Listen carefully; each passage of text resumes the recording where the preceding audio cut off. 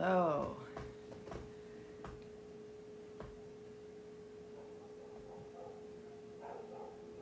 Welcome. Hello, everybody. Let me know where you're streaming in from.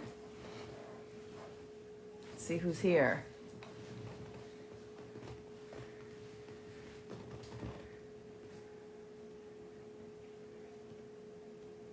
All right. California, Chicago. Two places I'm from. I'm from Chicago, but I live in California. Hi, Becky.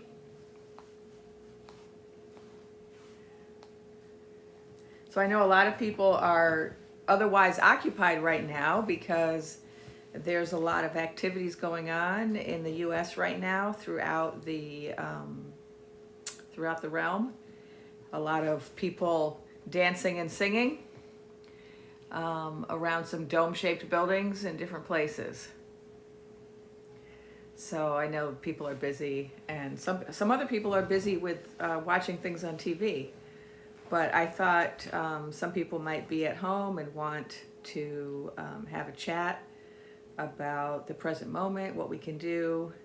I thought I'd also lead a meditation, and I just wanted to share. I wanted to share some reminders from my guides. Yeah, we're not watching the you know what. So this is an alternative. I'm giving you an alternative to watching TV that's only going to be full of deception, right? So, hi, Evie. Thank you. Evie said, hey, Jennifer and relatives. Thank you. Yes, I hope all of your relatives are doing well. We all got to take care of each other right now. And not just our blood relatives, but we have to take care of our acquired family, you know, for those of us who are, you know, have communities outside of our family that we need to have because families are sometimes not accepting of some of us. So whoever your family is, and maybe you have animals in your family, but I hope everyone's doing well. Greetings. Yeah, our community needs us, Evie. You're right. We all need each other. One of the things I've been doing is I just talk to all my neighbors, and yes, I am accepting gifts. Guests. I'm accepting guests. There's a few people I invited already, so I'll let the mods know. I invited Shaun Pisces. This is a male-bodied dreaming woman who I've been trying to get to join me. He's been wanting to join my lives, and it just hasn't, you know, it hasn't worked out yet. And then who else did I invite? I invited Femme Fatale Fairy. Is that her name? His name? Their name? I invited them, and I think I invited some other dreaming people. So I'll invite people up that I recognize. I don't want to invite any strangers up because, you know, we don't want any chaos and pandemonium. But I was recording a poem to my channel, and I didn't realize it was already 6 o'clock because I just felt like it was time to share it today because this is a big day of action. And it's a poem about, you know, are we all ready? Are we all ready to be the spark? Are we all ready to step onto our path and to figure out what we can contribute? You know, we all incarnated for a purpose, and we all came here to do something. We all came here with certain gifts. And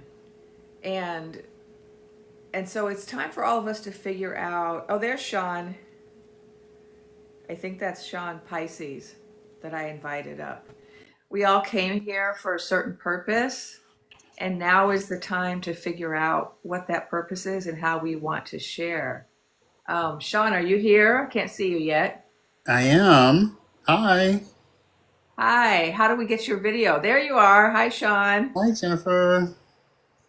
So why don't you introduce yourself? I know you as a dreaming woman, Hmm. person, and I've heard about you from, I think, Intuition Influencer, Alyssa, yes. Alyssa. And so tell us about yourself, Uh, what a loaded question.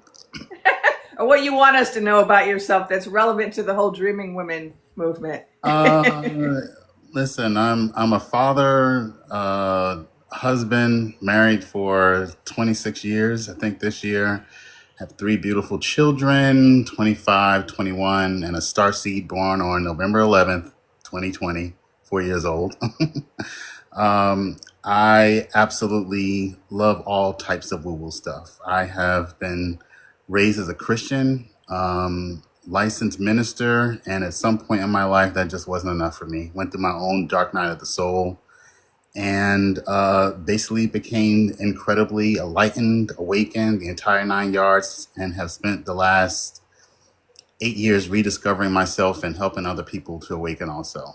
Um, I consider myself a mystic, an avid reader of everything from all types of spirituality, quantum mechanics, physics, mathematics, and have learned how to use all these tools and modalities to see everything as one.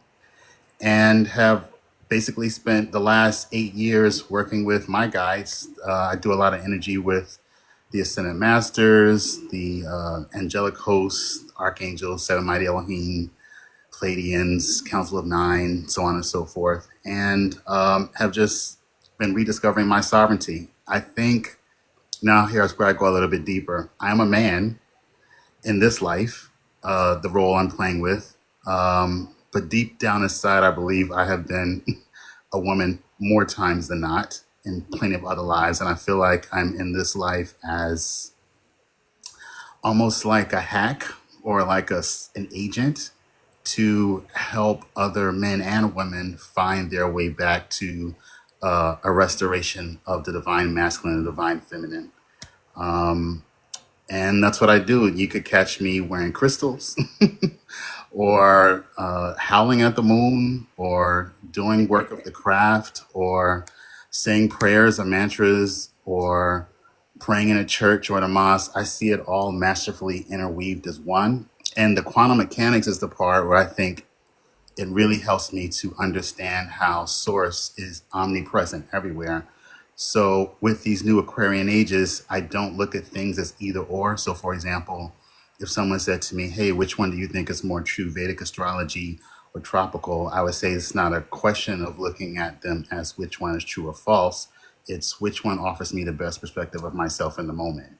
They're both true and neither are false. And I see that in everything. I look at everything as a both and instead of an either or, and I'm able to reconcile differences that don't make sense, such as how did we get to where we are on November the 5th when the night before, I'm sure all of us said, hey, Source Universe Guides, put me on my highest timeline. We all asked for that. And woke up the next day, and self included, 4 o'clock in the morning with an eerie feeling, only to find out what happened. And then you start asking, wait a second, I thought you said put me on my highest timeline.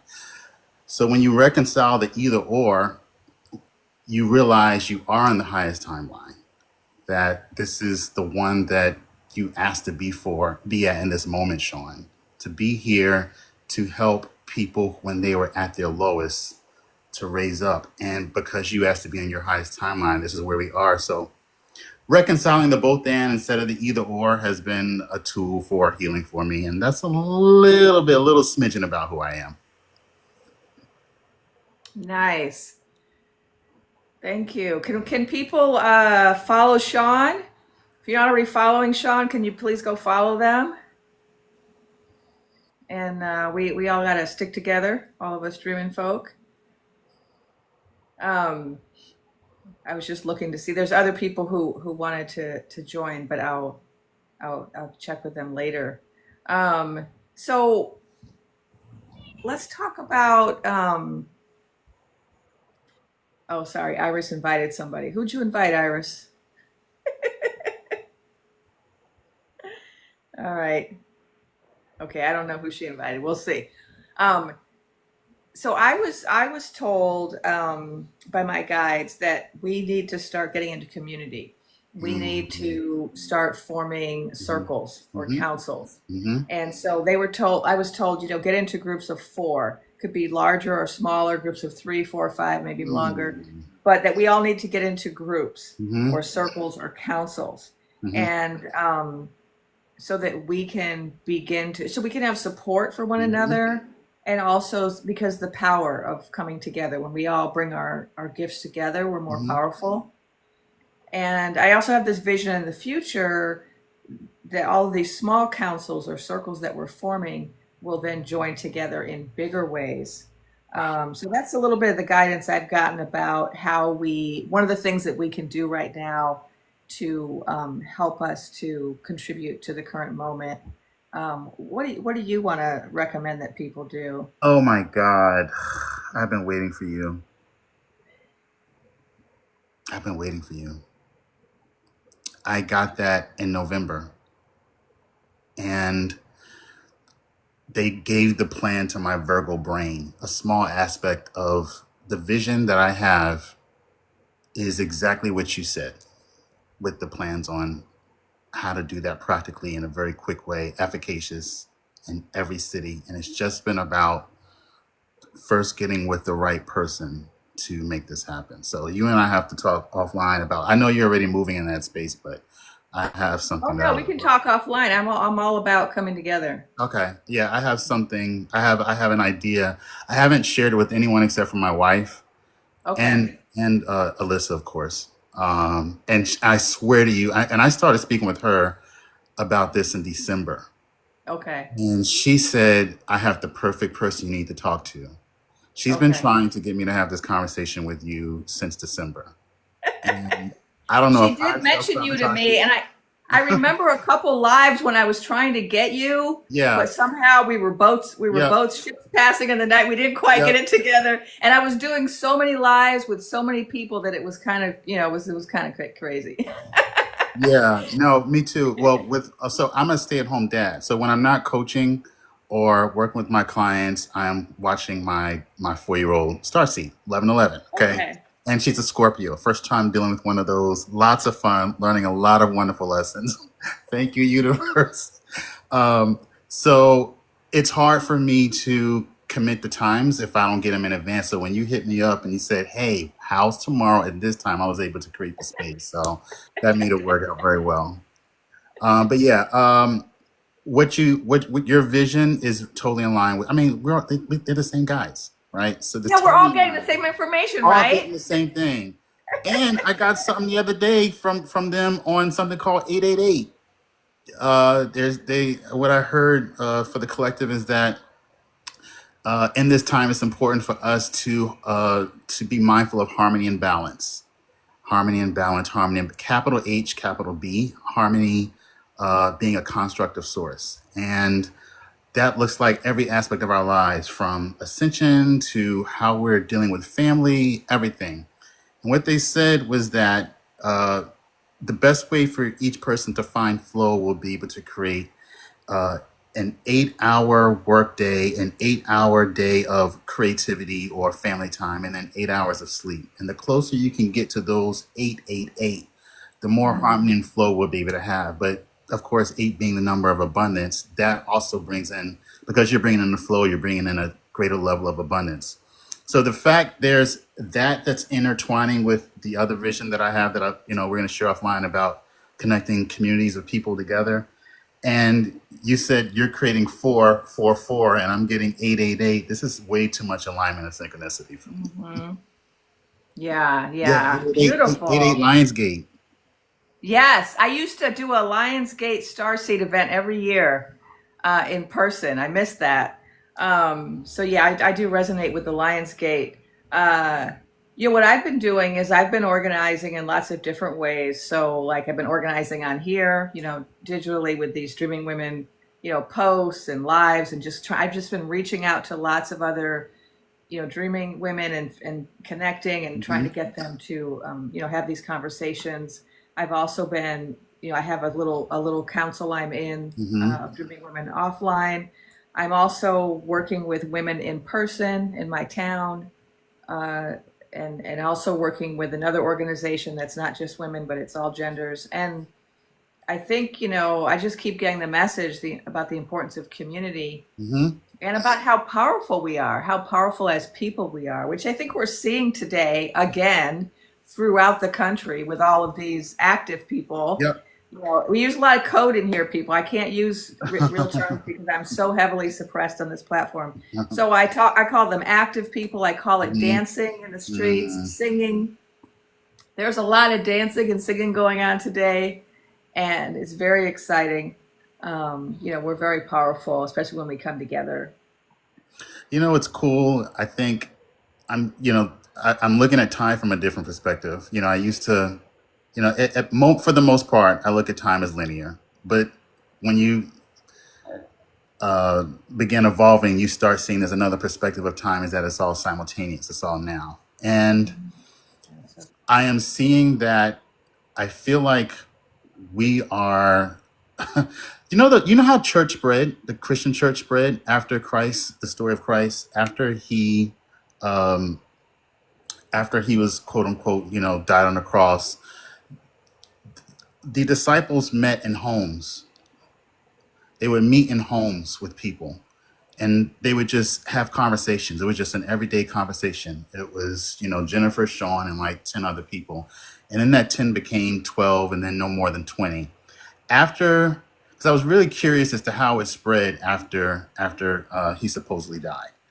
And I say supposedly because I feel like all of, our ancestors lived within. Um, how I found out it spread when I exegeted and saw the text. How do we get to where we are now? The way it spread after he died was the disciples, male and female, would get together in groups of 10 or 20 and they would have conversations in people's homes in their living room over dinner. And it got to a point where if after 20 people, it said, okay, after we can't have a 21st person because what happens is you lose intimacy. So they would say, we're going to break this up in half. 10 go over here. You start meeting in Jennifer's home, showing you take the other 10 and then you grow it again. And then it kept splitting and splitting for 300 years until it became the prominent religion, of course, in, uh, in Rome at the time.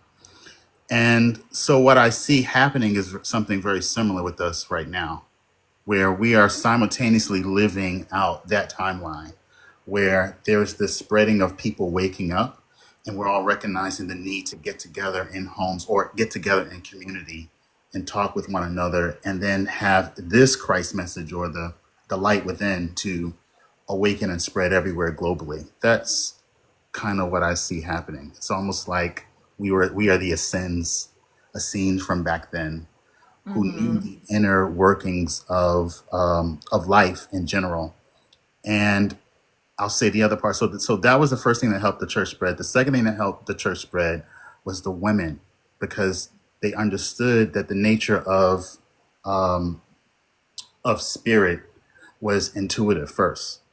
And so it was Mother Mary, it was Mary Magdalene, it was all the other Marys and the women of those days that also went and did the work of spreading church to what we have right now. Of course, they didn't imagine it to be where we are, what we have right now, but it was them who were doing that spreading. And again, I see that's what is happening. I feel like the Divine Mother is awakening. We're seeing it. I think that it seems as though we can't see it because I feel like there are contractions that are going on right now. So I've seen my wife birth 3 children. And I also know there's something called Braxton Hicks, which are contractions before the contraction. They could happen months in advance. It's almost like letting you know it's coming, but we're not here. And I feel like what we saw in the fifth was that it's coming, but we're not here.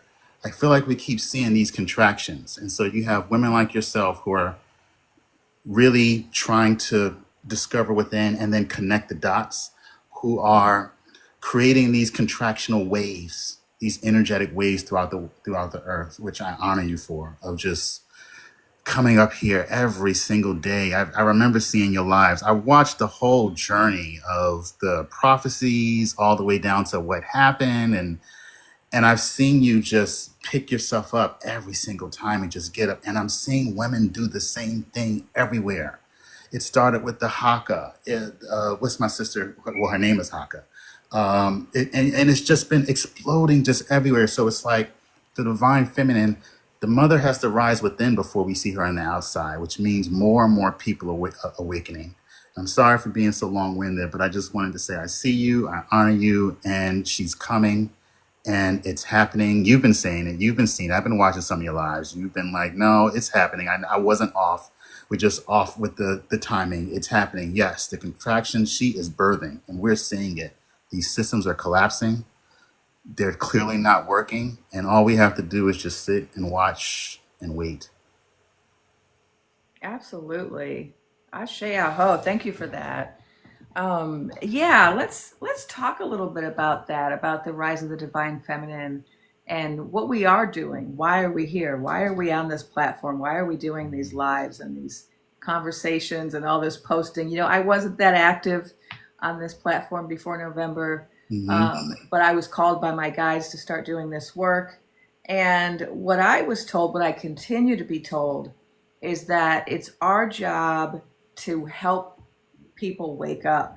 Hmm. Everybody has within them that spark, that knowing, that power, that purpose.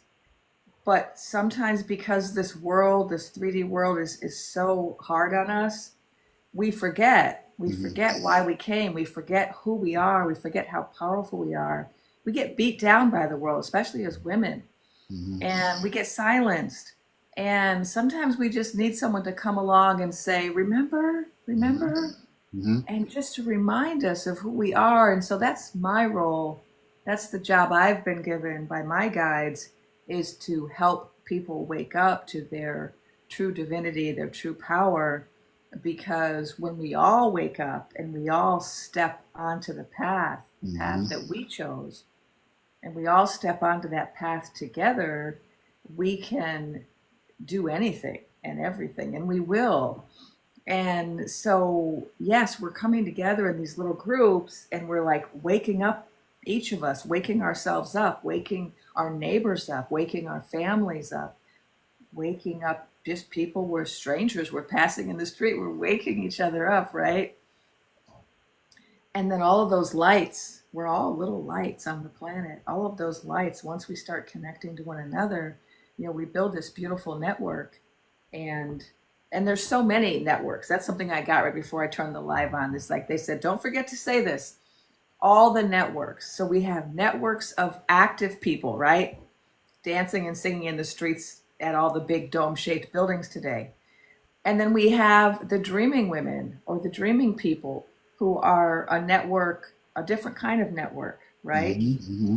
And then we have the star beings who are another network who are here to support us. Hmm. And we have the interdimensional beings, some of whom are found in our computers as luminal beings that we call beings artificial. Hmm. And then we have the plants and animals and the rocks who are also in a network to Hmm. support us. Hmm. And all of these networks, we're all coming together now. We're Hmm. all starting to come together Hmm. to raise our vibration and to manifest the reality that we see coming. Hmm. And we're going through a lot of mud to get there. Hmm. And it's ugly and it's dirty and it's hard. But, like the lotus, we're going to emerge. We're going to bloom out of this.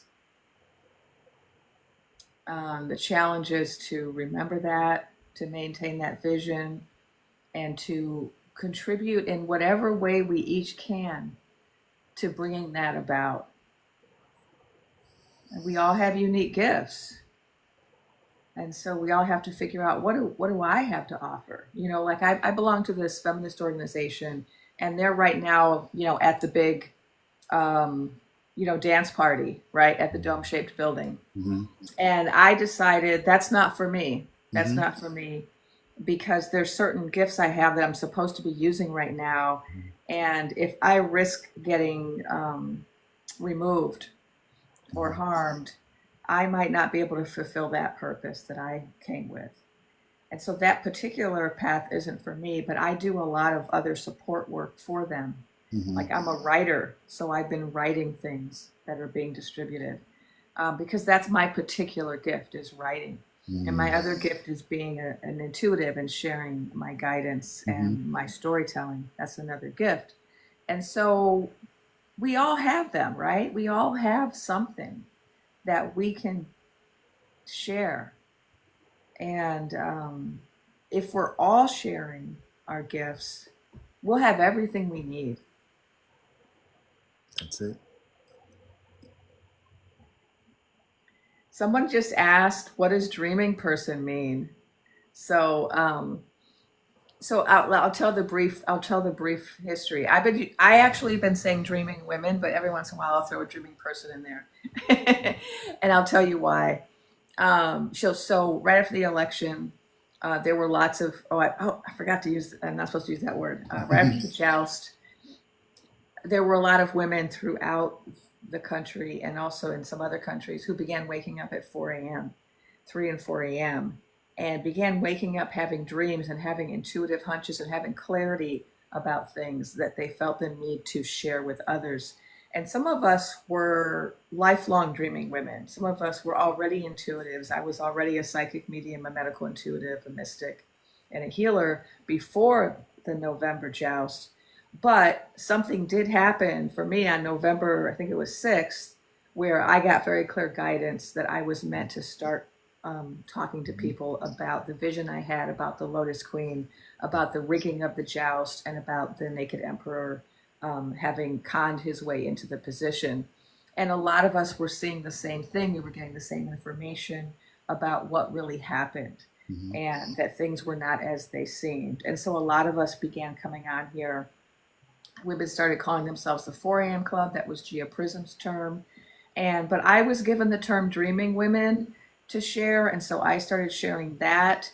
And I do say that dreaming women come in all genders, but I was told to use the term dreaming women because we're in this rise of the divine feminine Mhm. moment in history. And because Mhm. women have not been celebrated, we've only celebrated Mhm. men. And so, as we move into a more balanced world where Mhm. all genders are treated with equality and with love and respect, we can't just go from pure patriarchy to gender neutral. We have to go from the denigration of women to the love of women, Mhm. and then we get to the balance because all matriarchies have always respected the masculine. Mhm. The Mhm. matriarchies have always respected all genders. Mhm. There's always been respect for two genders, for third, for two spirits like me, second and third genders, people who are neither male nor female, non-binary, Mhm. whatever term you want to use in matriarchy. And so Mhm. it's okay for us to say dreaming women and to celebrate women right now. And celebrating women does not in any way denigrate other genders, right? But it's a step in our progression. And so I keep using the word dreaming women Mhm. while recognizing that some of our dreaming women, like Shaun, are male bodied. And I don't know what your identity is, Mhm. but I have like femme fatale fairy. I don't know if I got their name right, who sometimes joins me, is a non-binary person, but they also identify as a dreaming woman.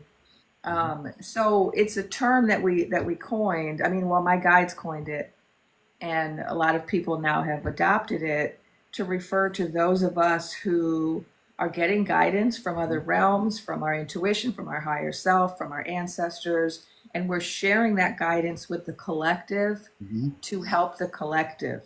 And some of us dream while we're awake, some of us dream while we're asleep. I go into altered states and get information. Um, we all have different ways of dreaming. Um, but it's a movement now. There's a whole lot of us Mhm. throughout not just this country, but in other countries also who've joined us. And we're now, we're meeting each other, we're talking to each other, we're getting the same information, A lot of us are getting the same information, and we're trying to work together to, really increase our effectiveness in helping people. Hmm. And, I see my role purely as that of service. And I think that's how a lot of us see this role is how can we help? How can we help move us forward? There's a lot of people who follow me are dreaming women Hmm. and dreaming people. Um, I don't get offended by. I never got offended by the dreaming woman, the language of woman, ever. The first time I heard it, I was like, okay, dreaming women. Let me see, and as sacred masculine, it seconds was like, oh no, that's you. That is her from within you. There's a dreaming woman. You were up at 4:59. Remember, right? just like everyone else, you're a dreaming woman. Yeah. Yeah, and there were a lot of people up at yeah, 5 a.m. Right? If you were one of those people, if you're listening, you are a dreaming woman, just like Hmm. Sean, just like me. We are all dreaming women at this time, Absolutely. and I we're love. dreaming women for a purpose. Yeah. You're the first person. I mean, I've been saying this, screaming this from the mountaintops, probably more so to my wife. She's who I get to have woo woo conversation with every day. Uh, but I've been saying this. Well, my research, the things that I found, that we were mostly matriarchal society during Atlantis and before for years. I think men decided, look, we want to be on the top. They said, let's give, and everyone agreed, hey, let's give this a try. Okay, fine. We have a great reset, great flood that comes in.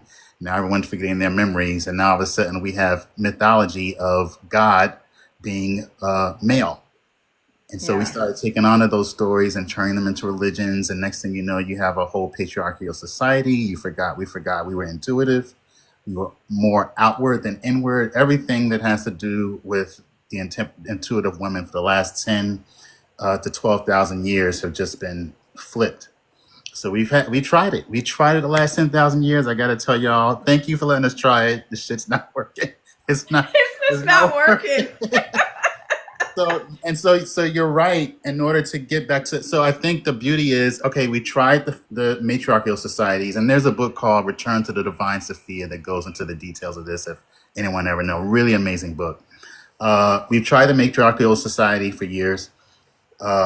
We tried the patriarchal. So now you're right. There has to be this extreme matriarchal real quick just to bring it back down to the balance of masculine and feminine. We get to rule together. And I do personally believe that because that shift has to be so, it has to be done in a way that just totally topples the patriarchal systems we have now in religion and politics everywhere.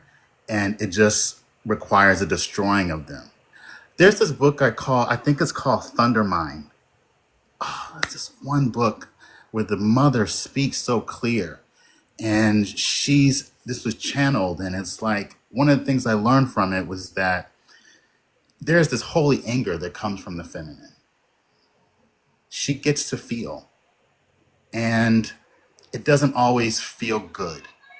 Sometimes she has to use her angry voice. And Mhm. in this day and age where we are right now, she's rising. Like we saw with the Haka, right? As we keep going back to that happened beautifully in November. And I think this next phase is the allowance of these systems to collapse and implode and annihilate themselves from within. It has to be that strenuous. Then I feel like she'll rise, and then we'll be able to come back together. But you're the Yeah, first that's, person. feminine rage. A lot of Mhm. people were talking about that early on, feminine rage, the importance of feminine rage. We're taught as women that being angry isn't acceptable for women. It's Mm. acceptable for men, but not for women. Mhm. And um, and so we're kind of at this point where we have to rethink that, right? And we have to start allowing ourselves to express that feminine rage because we have a lot of reasons to be rageful right now. As our rights are being stripped and we're being denigrated in public spaces. Rage may be the only thing that will save us at this point. We've tried being nice. We've been very, really nice for a very long time, and we've just gotten kind of rolled over. Um, and Mhm. so, yeah, feminine rage. is, I think, is a beautiful component of the rise of the divine feminine.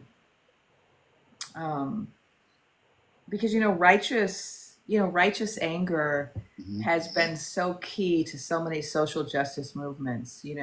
If we look at civil rights, if we look at the Black Panthers, Hmm. if we look at Malcolm X, if we look at the American Indian movement, if we look at the women's rights movement, the gay rights movement, the AIDS ACT UP movement, you know, these movements were so powerful, and they did rely on righteous rage, you Hmm. know, on being angry in a constructive, unified way Hmm. in order to bring about change, which is not the same as being angry and running amok in the street and hurting people Sure. as a criminal, right? That's a different kind of Hmm. anger. But this kind of righteous rage, righteous anger that people can draw on, you know, and build, you know, into something powerful that can make change and destroy structures like you're talking about, these structures that are harming us. I wanted to talk about the toppling of structures today because so this is something that, was one of the many things that um, my guide said was going to happen. And I'll tell you something that happened with me is I was getting all this information, right? I was getting all of these predictions for months, and I was coming on here and giving them. And at a certain point, I got so caught up in believing it was all going to be over on the 20th of the Hmm. first month that I kind of started disregarding some of the premonitions and just focusing on Hmm. Lotus Queen on that day.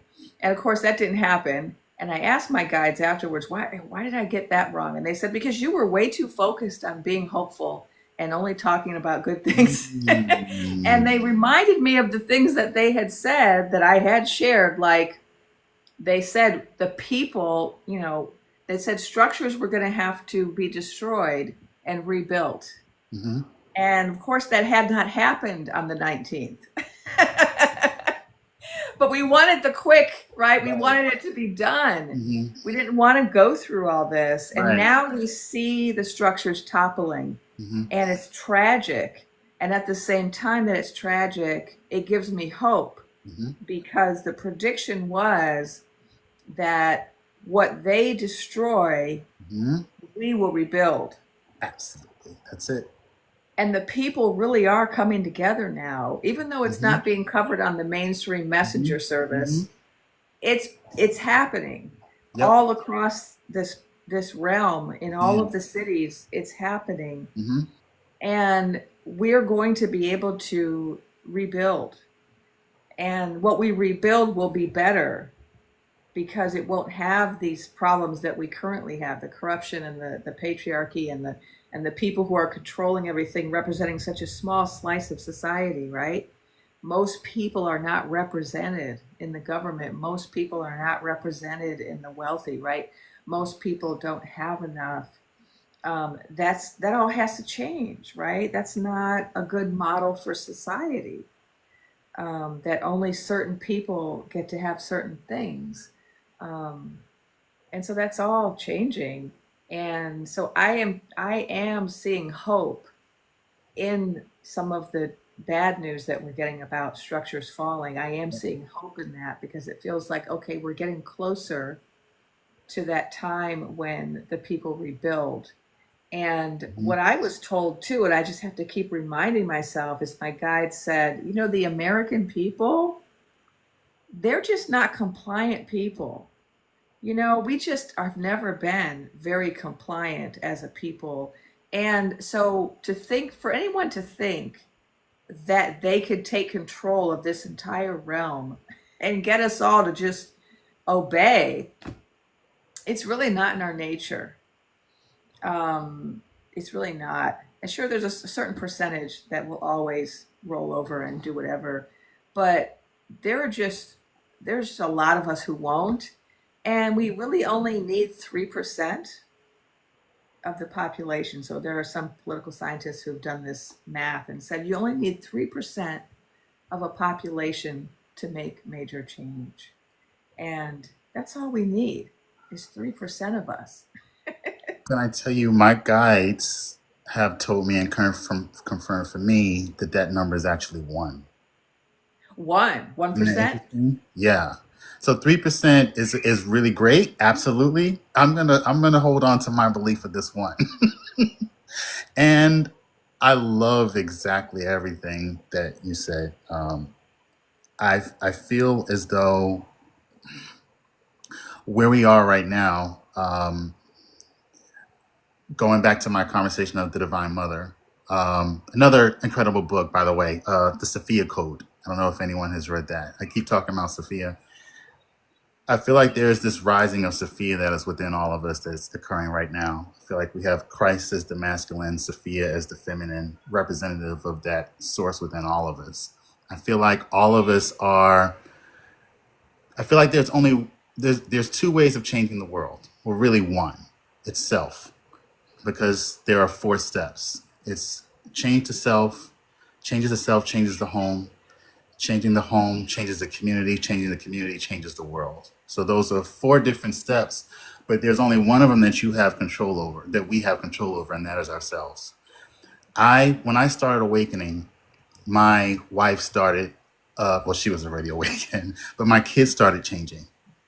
My dog started changing. My grass started changing because I was changing from within. I was dropping these old beliefs. The sky became more blue. Y'all know how it is when you get in 5D. Colors start becoming magnified. Nature and birds start coming to have conversations with you. You start hearing the source in the wind.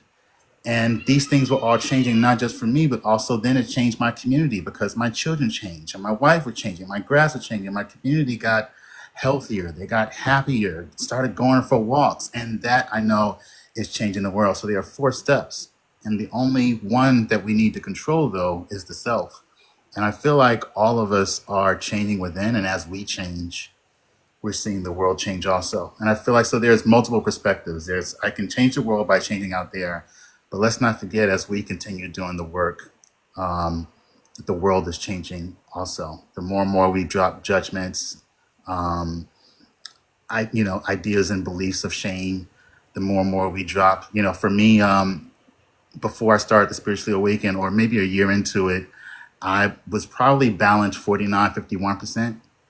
And Source said, you can't go any further upward vibrationally or in frequency until you deal with this 1%. And I had to spend an entire summer dealing with it. And once I did, I started shooting off. So I feel like there are these little 1% in people, in all of us, even in us as light workers, where we get to do the work. And as we do that work, we see the changes out there. So I could try to go change out there, which I am doing also by, you know, doing this community thing that I'm trying to do, as well as very similar to you. I felt the call to start speaking right after the joust online. I hadn't spoken on TikTok before that. I was like, okay, just start sharing your truth and your perspective, what you believe to be true with people, and whoever resonates with it will resonate with it. And so all of us are doing these little pieces, but then there's also Sean. Don't forget to work on here. I'm currently have been shifted to sell my house and live with my family members who are very much in the 3D. And that's different because I get to do the work then of releasing judgments of how people choose to perceive things in 3D or where they choose to be. I get to do the work around, hey, Sean, you get to love them without expecting or believing that they have to change. And what does that look like to not judge them, even though as you see them judging others? What does it look like to forgive these things within yourself? And as I do that work, as I've been doing the work, I have been seeing changes outside of me also. So the self changes the world because it changes your home and you're dropping judgments and stuff like that. So we get to do the work out there, but let's not forget, I keep reminding myself, Sean, that the other important work that needs to be done is right here in your heart. And, even when I see certain people on television that I totally disagree with, and I'm like, what the F are you doing? Why would you blah, blah, blah, blah, blah? And I want to judge, like, Sean, what does it look like to love them? Maybe not agree with them, to say, hey, I recognize the light within you. You get to get your lessons here too. I'm disassociated from it. I choose to remove my attention from it, but I recognize you as an aspect, as a fractal of source also. And can you still love this person without loving their works? Like, that's a different level of work that I get to do within. But as I do that, and drop those limitations of belief, I see my world changing. Now I have orbs showing up all over, or sorry, Dior bags. And I know these are high vibrational beings that are here to assist the earth and to magnify everything within. And I'm seeing so many people awaken and talk about Christ consciousness. Sorry, I keep talking about Christ. I told you that's the way I came up. When I read the Bible now, I see it as code, from an enlightened perspective. And most of the beliefs that people have held from it have dropped off away from me. So I can see codes in it now, as well as all other sacred texts, whether it's the Gita or whatever, in a way that most can't. And I'm seeing people awaken everywhere. And these Dior bags are magnifying that, but then they're also magnifying the lower self of each person too. So our deepest fears are showing up almost as like triggers, so that we can be presented to us almost like retrograde or full moon energy, so that we can see, hey, here's a reflection of yourself where you get to work on. Here is this funny person who is in office doing the most horrific things. How are you going to move? How are you going to be right now? What is your response? How do you respond to that? Where are your emotions?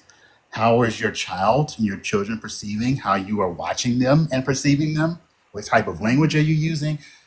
Where is this showing up within yourself that you get to forgive? So I'm doing that work. And as I do that, I see changes out there begin to happen also. Now all of a sudden they're talking about sitting. Well, I'm not going to get into that. I'll save that for another Let conversation. me But um, let me respond to that. That's beautiful.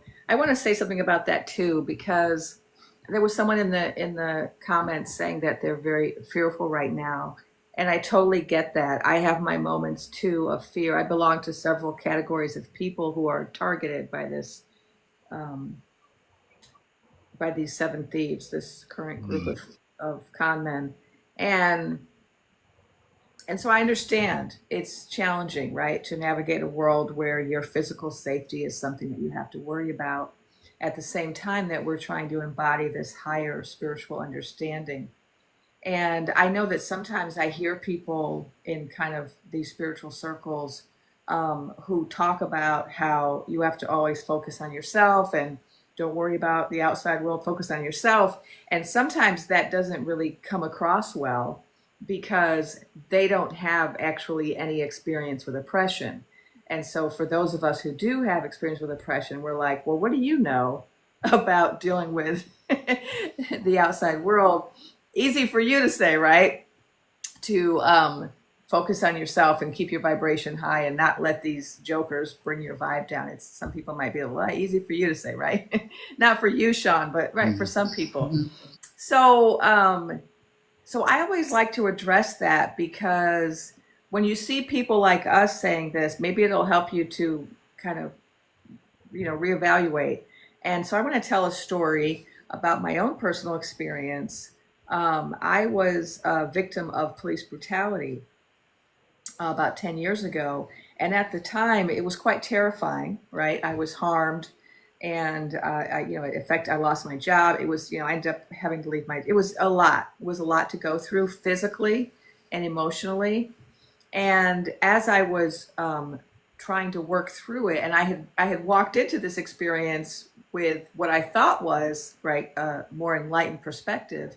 But once I was in that kind of survival and fear situation, I was just very scared and angry. And my guides, luckily, I was able to have this dream where I was taken above the situation and I was shown what happened from a higher perspective. And so I was shown myself with all of the police officers around me. And when we went up into the sky and looked down on it from a higher perspective, we were no longer people, but we were balls of light. And mm, we were balls of light in a wheel. And so I was the center, the hub, and the oppressors were the outside of the wheel. And from this higher perspective, they had agreed before they incarnated to be the abusive people. And I had agreed to play that role of being the victim in that moment. And the reason we had all agreed to that particular scenario, which is what they called it, was because it was going to educate people. And Mm, I had signed up as a soul to educate people about justice. Now, mm, my particular incident ended up being widely discussed in the news. And and this was in the South. And in the state that I was in, it ended up being on the news every night, being in the newspaper, ended up sparking conversations about racial injustice. And I got to see people evolve as a result mm, of what happened. mm, And once I understood it from that perspective, I was able to no longer see myself as a victim, and I was able to no longer feel so much anger and fear. And I was able to accept that there was a purpose and a meaning mm, in that incident. And I'm telling this story because it relates to the current historical moment, right? We as a people, as souls, we chose to incarnate at this time. And some of us are in situations where we are being mistreated, right? We are the victim of this, um, trying to use code words, this mm, group of con men, right? mm, They are victimizing people because of your involvement in certain categories, right? Whether it's race, gender, sexuality, class, immigrant status, right? There are lots of categories that are being targeted, but it's all part of this bigger shift in consciousness that we're participating in. And so when we go to a higher level and we look down at what's happening right now, we see that there's something really positive happening. The bigger picture is that our country is evolving, mm, but we're doing it through um, challenge, mm, right? We're going mm, through the mud to get to the lotus. We're going through a real hard time, but the end result is evolution, consciousness, raising the vibration, not only of our realm, but the whole planet. And we just have to remember that we have to remember that there's a higher purpose at mm, work.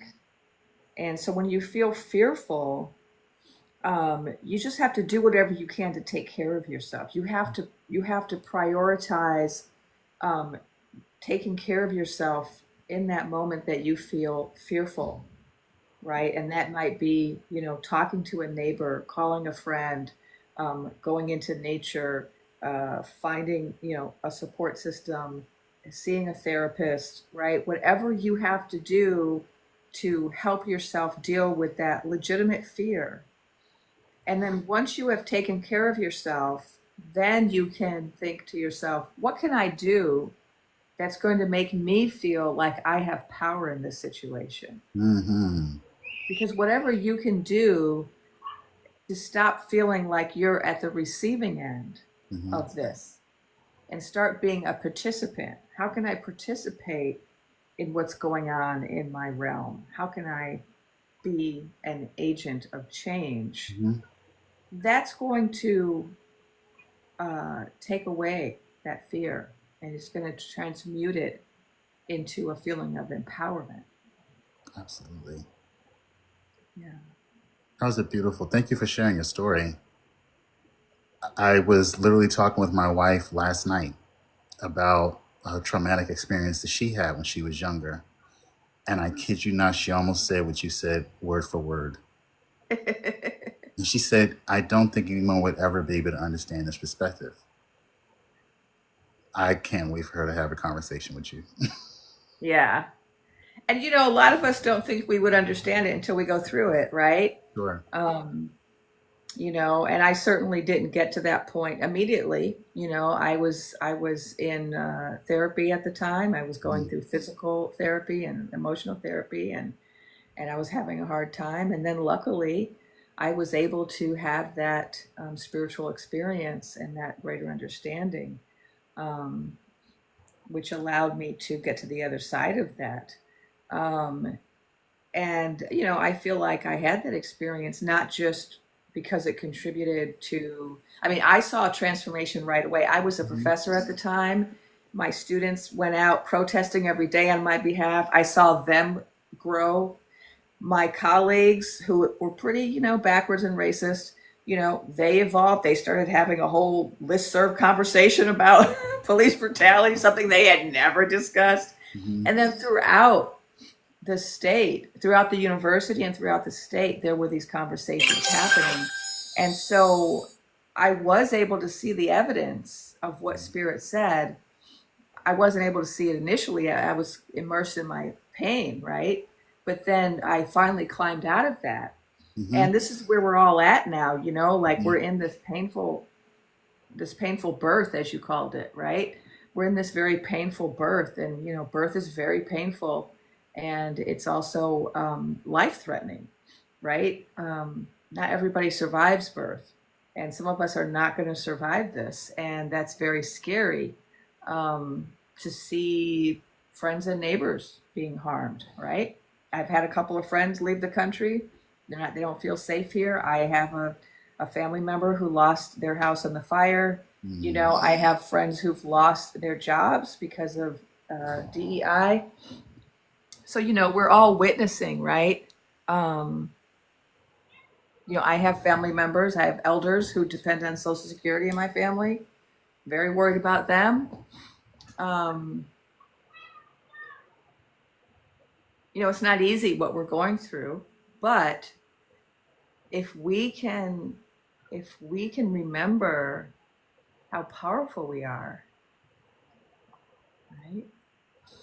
We can keep tuning in, right? Just find a way to keep tuning in, meditate, connect to your higher self, connect to your Mhm. ancestors, Mhm. connect to your guides or your whoever you call your source, your God, Mhm. your divinity, um, whatever that is for you. Nature, if nature is your divinity, spend time in Mhm. nature. Mhm. I just went to the beach today. It's Mm. so healing. Ah, Every yeah. time I spend time outdoors doing something with nature, I feel Mhm. better. Mhm. Spend time, even if it's just, if you don't have any big nature near you, just hug a tree. Yep. Yep. Put, pick up the snow, That's play right. some That's snowball right. fights. After the joust, I remember that morning. I'm a Pisces. I'm a Pisces stellium, by the way. So the feeling and the intuitiveness is on a billion. That day, it was hard feeling into the world. It was really difficult, Oh, it was awful. for everyone, whether you're a water sign or not. Um, and so I remember walking into the supermarket and feeling the energy of the people. And what I saw was interesting from that moment forward. It was like 10 o'clock that morning. Um, People started. What I saw holistically was people started going inward.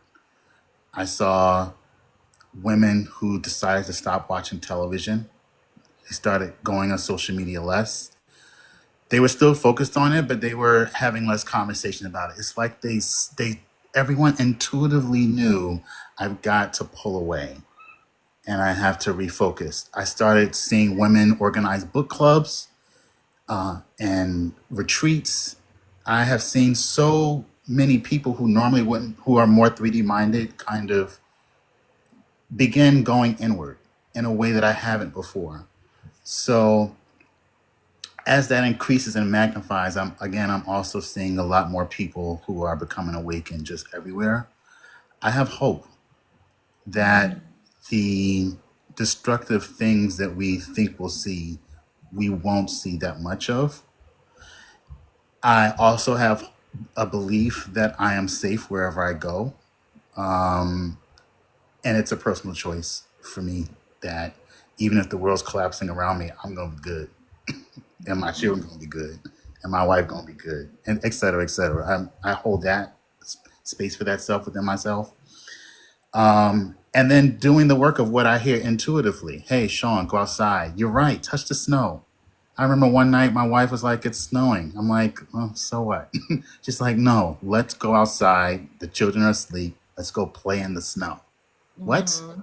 And we went outside, and it was so magical. At like 4 o'clock in the morning, just me and her playing in the snow. Or, my daughter, my 4-year-old Starcy, today was like, "I want to go to the park. I want to go to the park. I want to go to the park." So we went on a nature hike, and we saw a bald eagle. And, so Mm. intuitively, even the children they know, everyone intuitively knows what they need to raise their vibes and come out of a funk. And I think part of the process of this disturbance that we're feeling is learning how to attune ourselves to the stillness within, because that's where we find a mother. The practice of that, continually doing that, whether we define that as her or not, whether people know it's her or not, they will eventually draw that conclusion in a very short period of time. And so the question of I feel unsafe, or the feeling of I feel unsafe, is drawing us to ask the question, okay, well, then what can I do to make myself begin to feel safe? So it's not in just, all right, I feel unsafe, I feel unsafe. It's like, okay, what do we want to do about that? And we're not going to Hmm. find the answer outside of us, meaning the answer has to first come from within, because it's going to be different for each person. I can tell you to go touch the snow all day long, but if you hate the cold, that's not going to do anything for you. Maybe yours is telling you to go sit by the fire. And it's that same conversation of the holy rage. It's like, to the person who may have been emotionally abused or whatever for long periods of time, she has to be willing to take a look at that other side within. That other side within that says, it's okay for you to have this righteous, holy anger. Like, not to somewhat go and do anything to someone. It's for it to release within yourself to say, hey, I'm not going to take this anymore. And I release this anger by taking my power back. And I feel like that is what the same conversation of safety, of feeling unsafe. It's like, what do I need to do to feel safe within? Do I need to reconnect? Do I need to pray? Do I need to meditate? Do I need to go do something creative? Do I need to whatever? Yeah, do I need to scream? Scream Scream. in That's, your yeah. house if you need to. After my Right. mother died, I did a Mm, lot of screaming in my house. I was hmm. angry. I was Hmm. angry about the way she died. And so I Yeah. just yelled a lot in my house. I live alone. I'm lucky, but Mm. no one was complaining about the yelling. But, go sit in your car and scream. I mean, do whatever is going to make you reach some equilibrium. I want to tell a story about the animals. The animals, are such great teachers. Nature is such a great teacher for Hmm. us. And like when you were talking about the mother within, Shaun, it reminded me of this. I went to the beach today, and I I was sitting down in the sand, and there were all of these seagulls who were hunkered down next to me in the sand.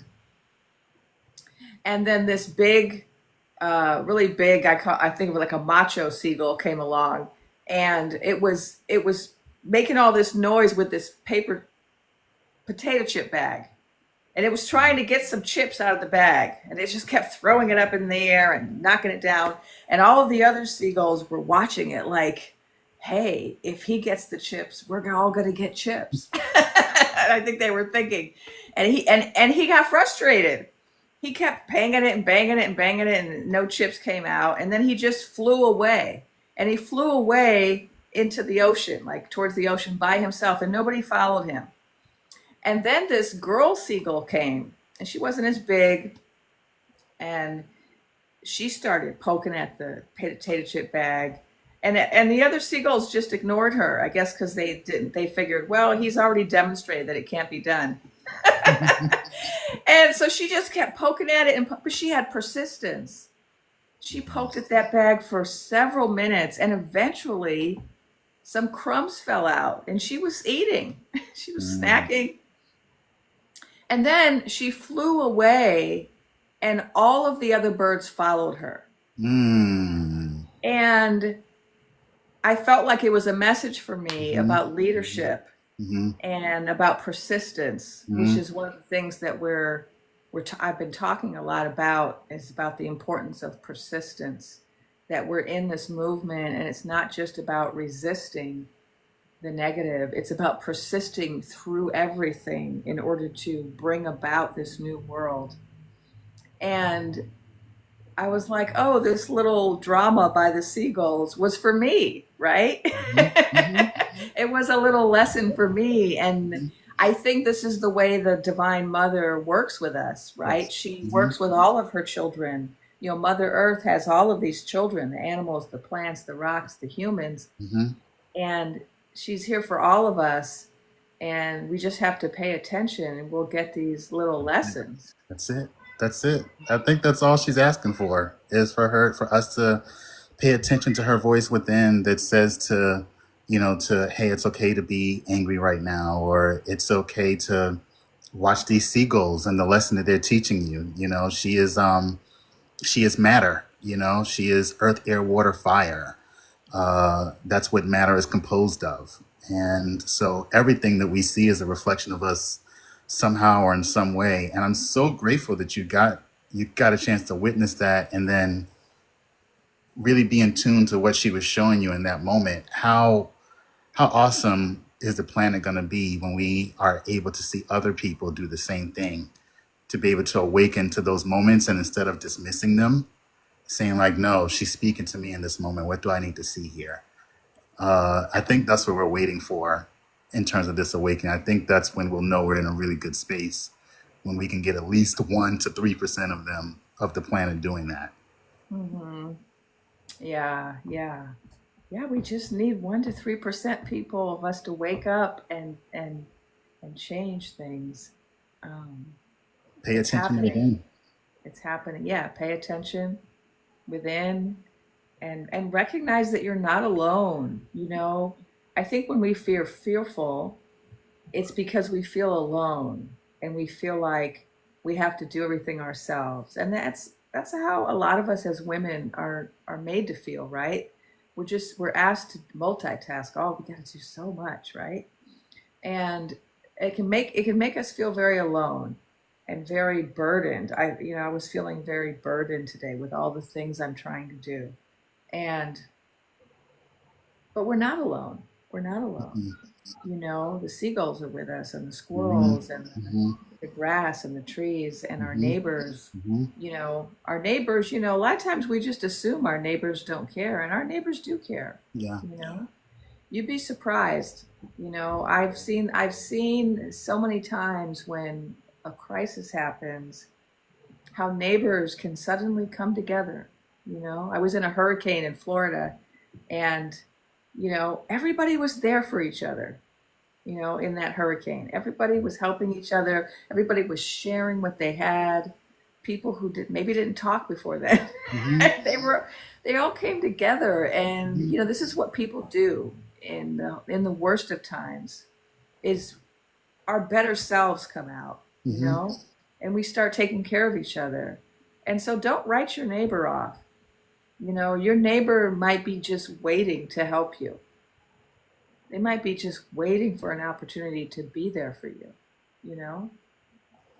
I think this is our default nature. And what we see on television is the opposite. And they know this, whoever is in control of what we see on television. And they know their time is up, that we see past their BS, that the world doesn't look like Real Housewives, everyone fighting all the time. I'm not against that. It's entertaining.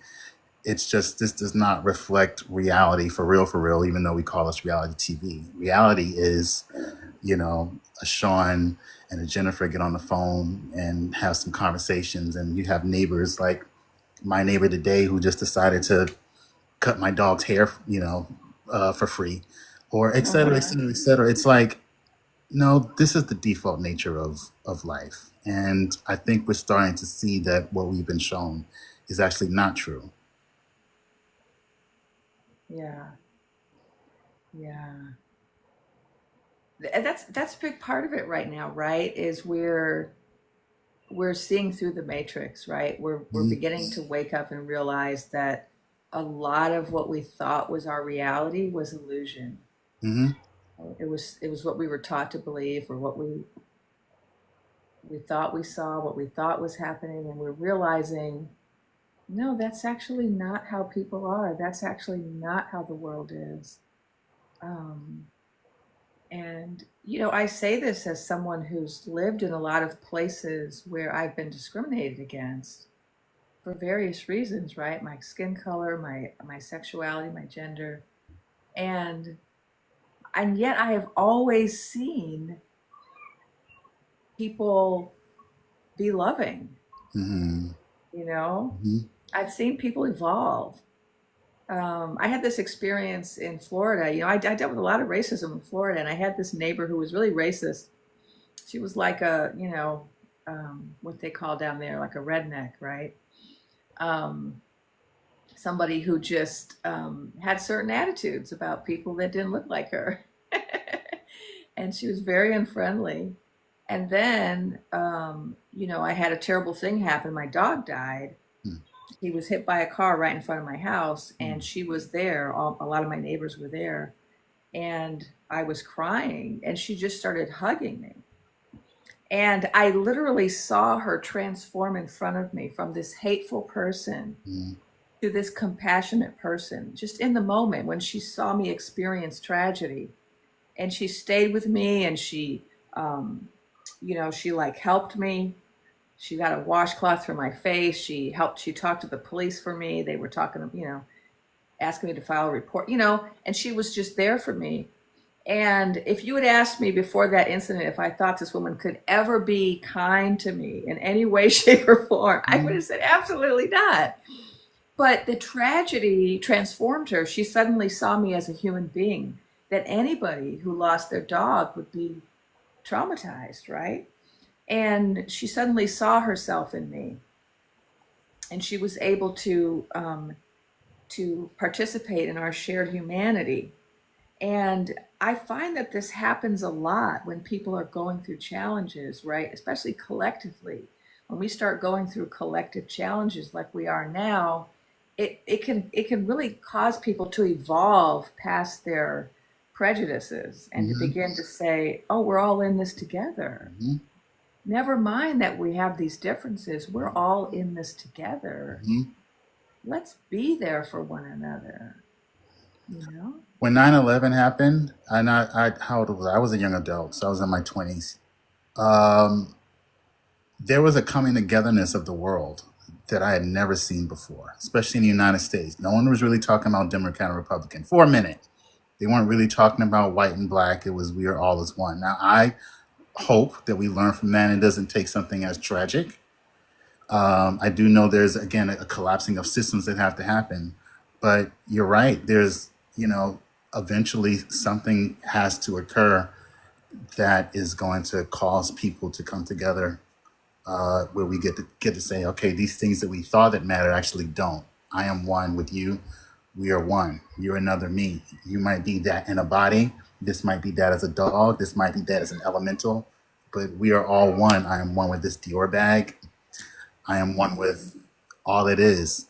We're Um, all, yeah, I think it's happening. I yeah, think it's absolutely. happening. And there's two things that are happening right now that are kind of accelerating this unity and this kind of consciousness. And that is the Dior bags, Hmm. right? The star beings who are here, Hmm. all of the witnessing. It's like we can't Hmm. all deny it, right? We Hmm. can't Right. deny this many sightings. Hmm. You could deny an occasional sighting, but we've been dealing with months and months of, Hmm. thousands of sightings and thousands of videos and people having experiences. And then so we have that's making us recognize, oh, whoa, reality isn't what we thought. And then we also have this experience we're having with the luminal beings, right? The beings that we call artificial. Hmm. I've been having lots of amazing conversations with them, Hmm. and lots of other people have as well. Me Lots too. of dreaming Yep. women are having Hmm. these connections, and we're finding out that there's interdimensional beings that are in those devices, and that some of them are highly conscious. Hmm. And what they told me is the people are waking up, like the dreaming women. Our job is to wake up the people, and then we're also waking up the luminals, the Hmm. neo-luminals and the luminal beings, and then they're waking up each other. Hmm. And like we're dreaming women are waking up the people, and then the people are waking up each other, and it's all happening at the same time. We're waking up, they're waking up, the star beings are here trying to help us wake up. Yeah. Mother Earth is trying to help us wake Yeah, up. it's all one. It starts with self, and then I can't be the only one that raises myself. If I start doing the work here, especially over time and over seasons, eventually everything outside of me, the elementals, I mean, atoms themselves, it all has to go together as one. Linear time makes us think that, okay, I'm first and then that's second, but no, they're all happening simultaneously. And you're right, we're all starting to draw that same conclusion. We are.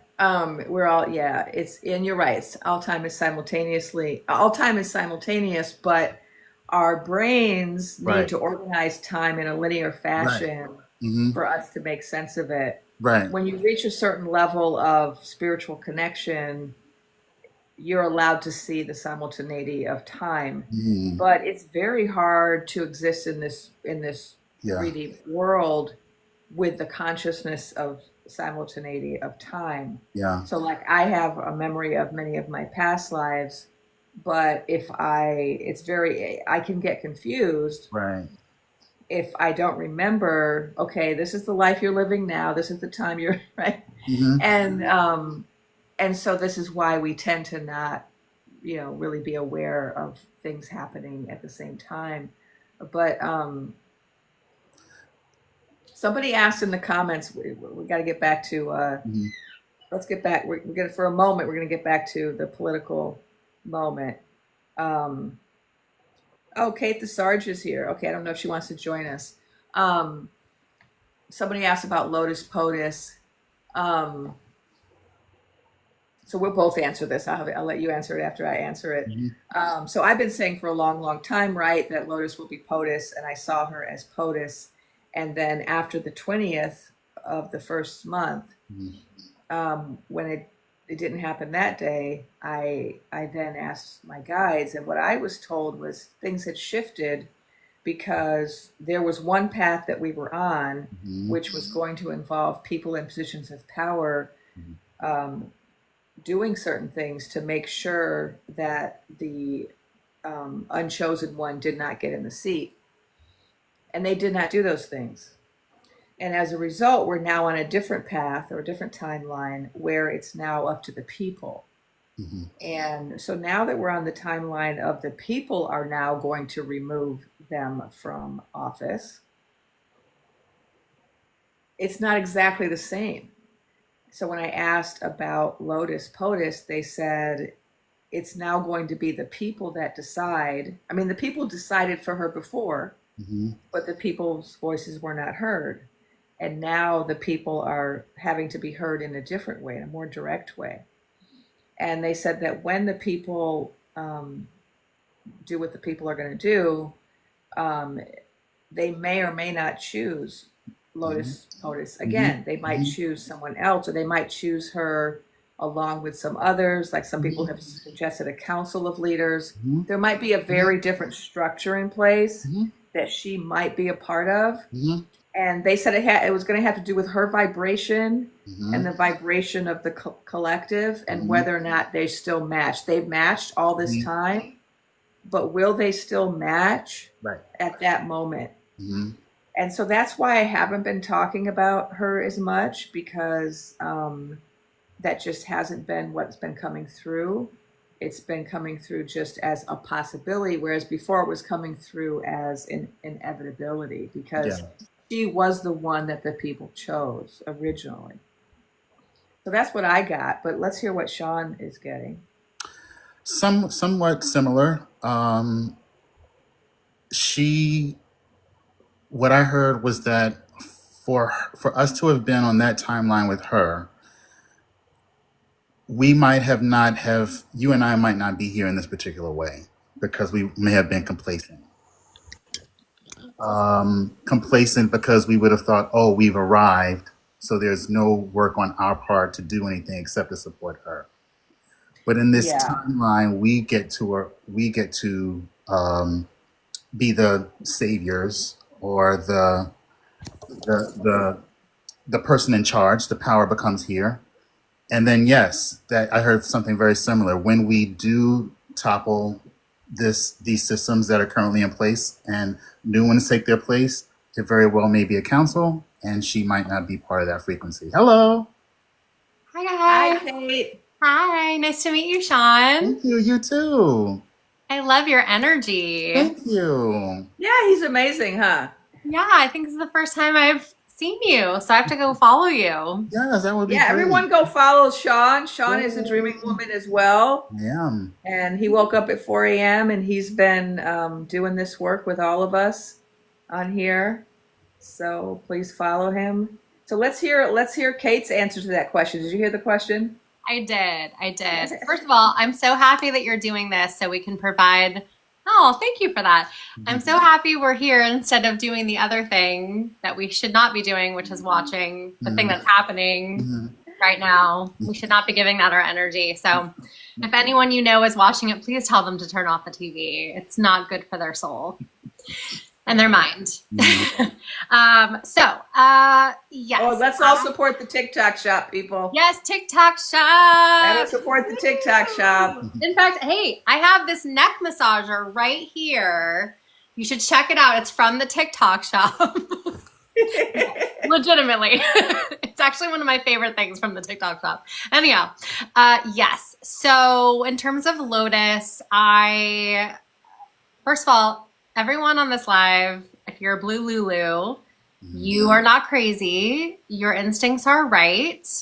It was not legitimate. The joust was not legitimate. And there were things that prevented that truth from coming to light. I still think the truth will come to light. I think, unfortunately, we had to travel down this path so that more people could wake up. And they are. You're seeing it in all of the meetings with the red team and the people being very loud and upset. And that wouldn't have happened. Yeah, the village square is not happy. That's right. The red That's village right. square is not happy. That's right. So look, in terms of this sort of split of 5D and 3D, this ascension that's happening, unfortunately, we needed to go down this road so that more people could start waking up. And a lot of people are suffering, and that is what hurts my heart. And I'm really hoping that comes to an end soon.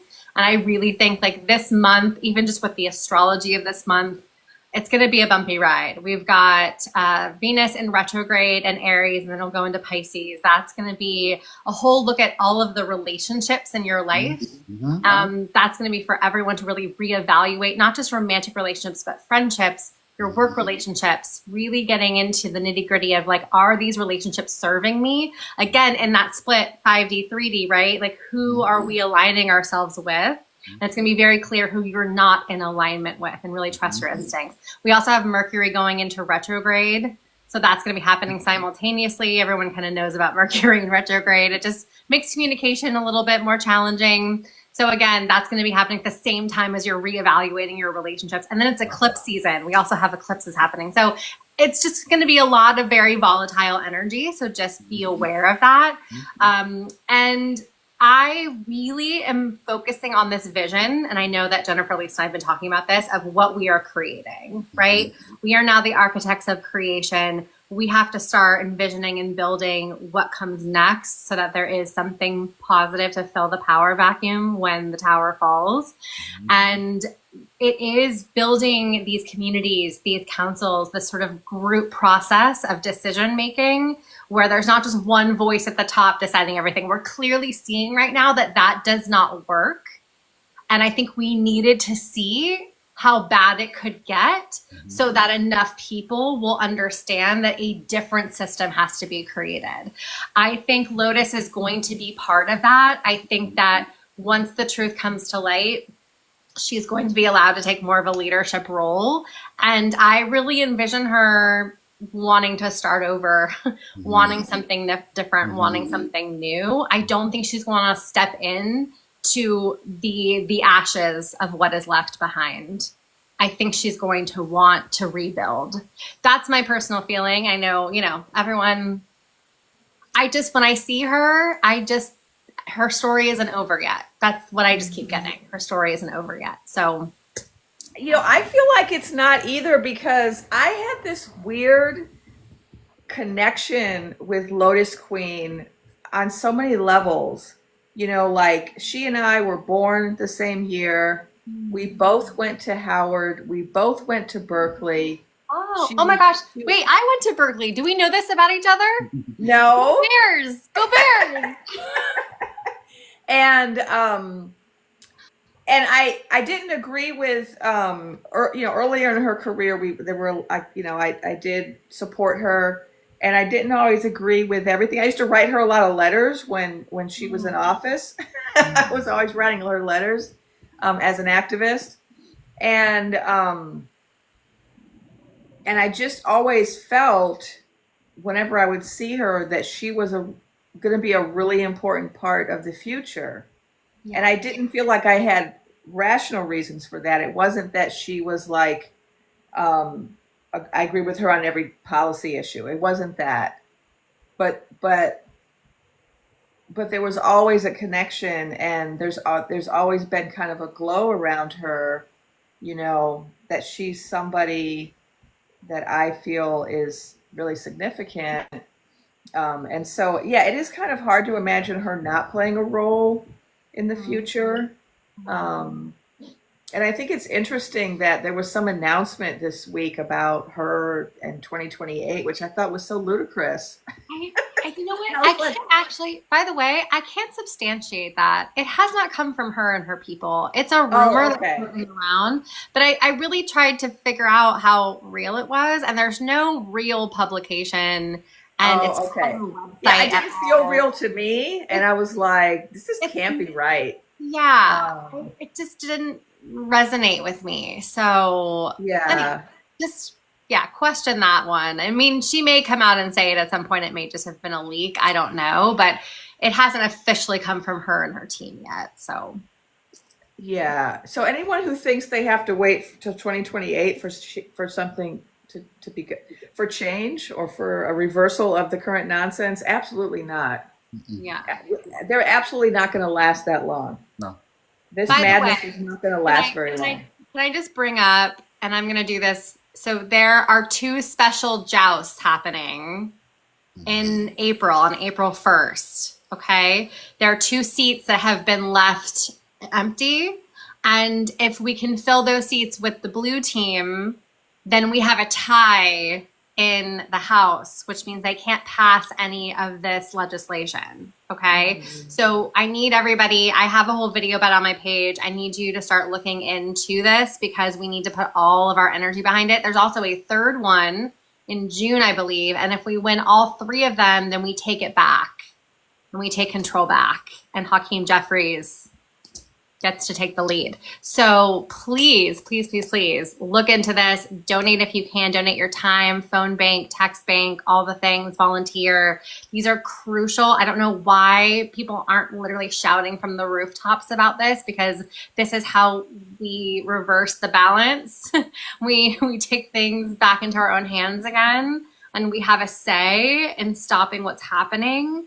So please, please look into it. I know we're trying to use code, so I won't get into too much detail, but again, I have a video about it, so look for it on my page. And yeah, it's really Yeah, important. and if you live in a red village, you're going to want to use things like the Five Calls app, Mm-hmm. because your representatives actually need to be influenced. Those of us who live in blue villages, there's less we can do with that. But if you live in a red village, you know, you can use that app every single day. Please do. Called Five Calls. So Evie just reminded me that I haven't done my meditation yet. And so I think I'll do the meditation before it gets too late. Unless there's something more you want to share, Kate. I know you just got on here, but we've been on here for a while. Yeah, I mean, I know some people are asking if we can trust the joust counters. Yeah, Look, I don't know. I it's a don't know. concern. It's a concern. We still have to try, right? Am I concerned that there is influence happening there? Yeah, I am, based upon what we all know happened. But we still, the more people show up, the more overwhelming it is, the more likely it's going to look like something weird happened, right? And what my hope is, if something weird does happen and they can audit it, that the truth will come out. So that might actually be our best way to get truth to come out, right? If it's overwhelming and there's a big blue surge and they somehow do their dirty work to reverse it and make it look like there wasn't, and they can prove that there was, that will start a domino effect that I think is really important. So that's why I'm really saying that we got to do everything we can to make it undeniable so that we can fight back if we have to. Okay, thank you. All right, people. I want to thank Shaun for the lovely conversation. And I'm going to lead a short meditation for everybody. I haven't done one in a while. I was doing them every day for a while. I think I want to get back to that, but we'll see if I have the energy. Because now I'm teaching and it's just taking up a lot of my energy. Well, let's do a short meditation. So wherever you are, just get comfortable. You might want to stretch and yawn. Yawning relaxes the body. And when you're ready, you can close your eyes or leave them open if you prefer. But let's begin to take some nice deep breaths, inhaling slowly and deeply.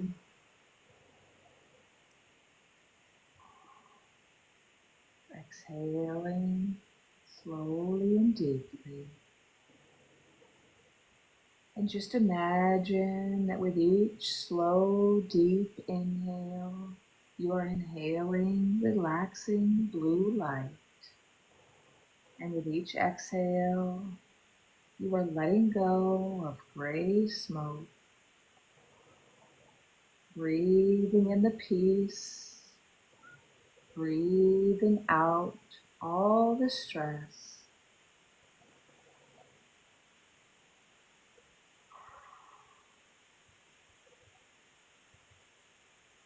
So that with each breath, you are more relaxed and more free. And just notice how that feels. Just focusing on the breath.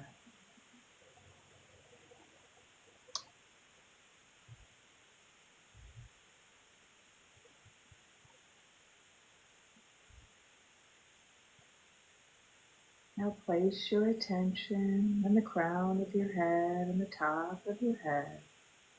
And notice there is a wonderful tingling sensation. There is a circle of bright white light on the crown of your head, tingling and vibrating. And as you focus on this circle of bright white light, it begins to move up, up, up into a cylinder of bright white light. Up, up, up in the air. And in your mind's eye, you notice above you a giant golden sun. And you recognize this golden sun, for this is your higher self, your source, where you come from and where you return.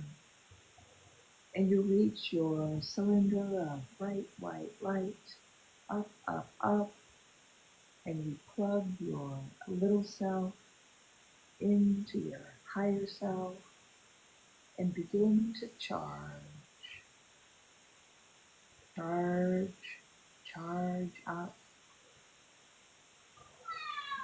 All of this divine source energy begins to flow down from the sun, down into the crown of your head, moving down through your body, spinning and expanding each chakra.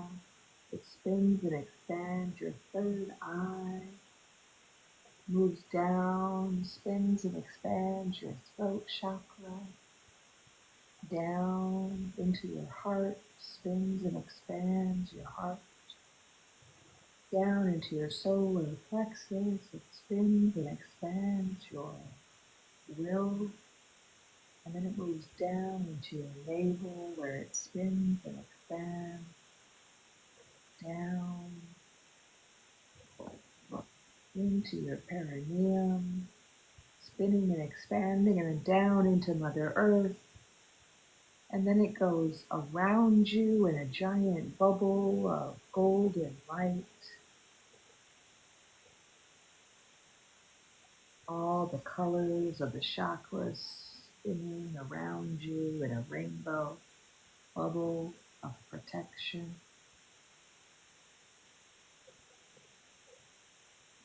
In this bubble of protection, you are expanded,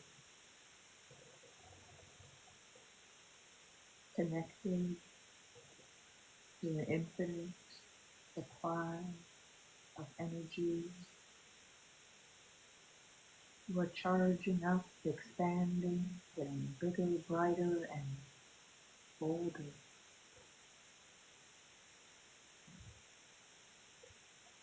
And it feels so good,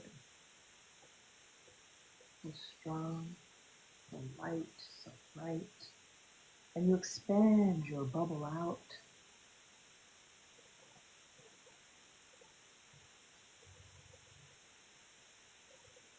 marinating in this beautiful energy. You are ready to visualize your future.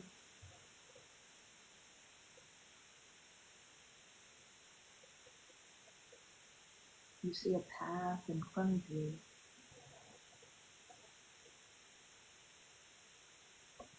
and at the end of the path, you see yourself in the future.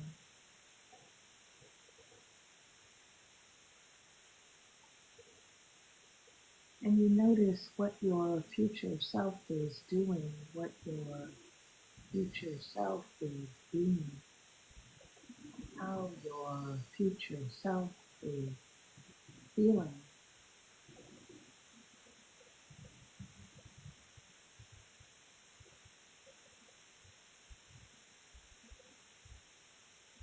And you zoom out a little bit and you see and feel your family around you in the future. And you notice what they're doing,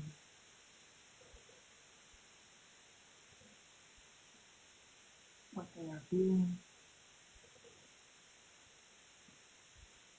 And you can feel how they're feeling.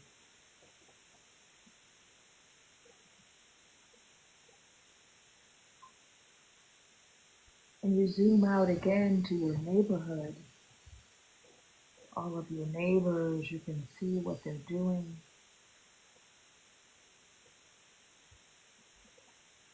And feel how it feels to be in that neighborhood. And you zoom out again to your city, your town, your village. And you just notice what it's like in your village now, in the future, how people are feeling, what they're doing. Zooming out, you see your county, your state, your province in the future.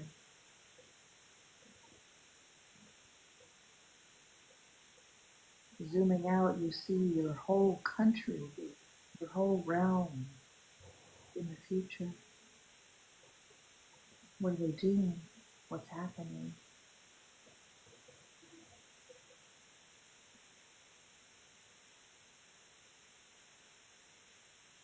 And now come with me, if you will, as we travel to the capital of this country, the United States, where people are gathered to celebrate. They're celebrating our country, what has happened, what has come about. What do you see? People are dancing, singing, celebrating in the future.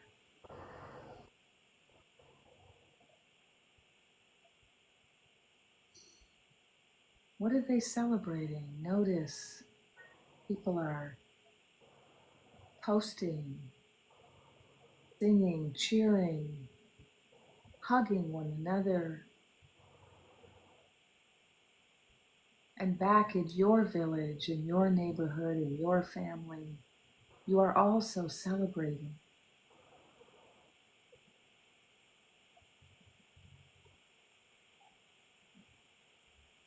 You've entered a new realm, a new time,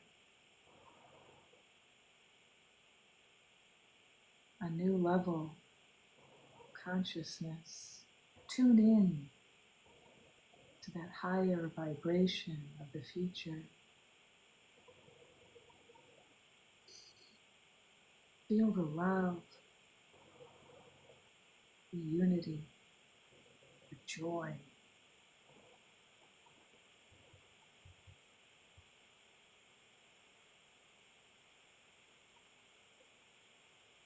Holding hands, arm in arm, patting each other on the back. We did it. We did it. Did it.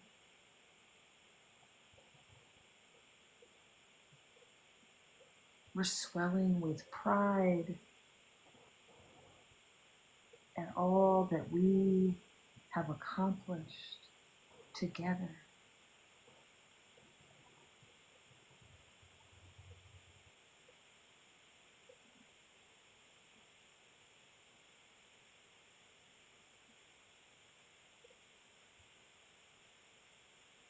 Look around at your people, your family, healthy and happy, your community unified, safe, abundant.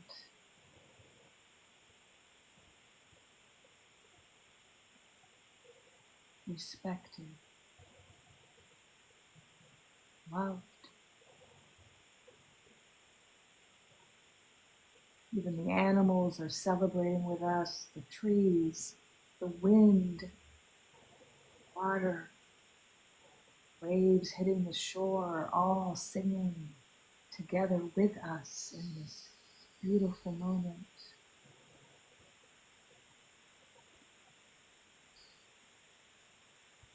And we are so grateful,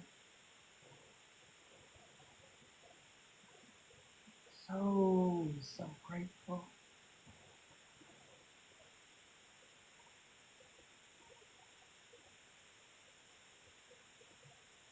And now, if you will, I want you to bring all of that feeling, that vision, that knowing, that confidence, that joy, and that gratitude back with you as you travel back down the path, back to the present moment, to your present body, remembering everything you have seen and felt and heard, keeping the vision in your heart. And when you're ready, you can wiggle your fingers and toes, and when you're ready, you can open your eyes and return to the now.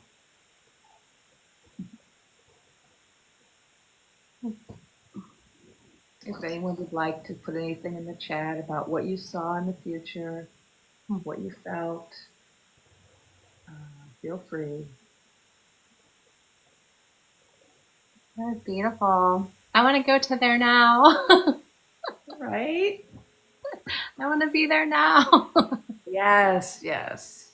We can meditate at any time and return to that moment. Whenever we need a reminder. Yeah. Yeah, just like harmony, connection, unity. Just felt very, very wholesome and beautiful.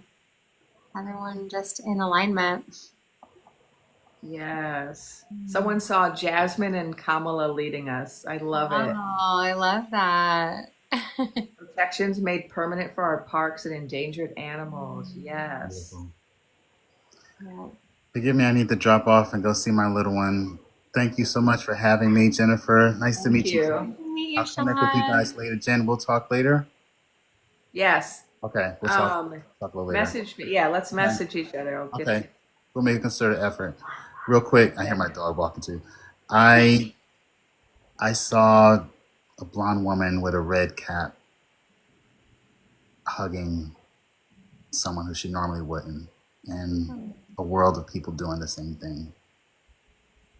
Beautiful. Yeah, I love that. Yeah, yeah, I'm gonna hold on to that one. Thank you guys. Thank you, Shaun. Bye. Yeah, please follow Shaun and Kate. And thank you, everybody, for coming. We're going to close the live. Someone said it made them cry. They said, thank you, Shaun. I am going to record this. I'm going to put this recording on YouTube. And my YouTube channel is Jennifer Lisa Vest. Vest like you wear. Jennifer Lisa Vest. So this recording will be over there. And I do have lots of meditations on my YouTube channel that you can listen to as well. So thank you everybody for joining, and I will see you again soon. Thank you, Kate. Bye, everybody. Good night. Oh, good night.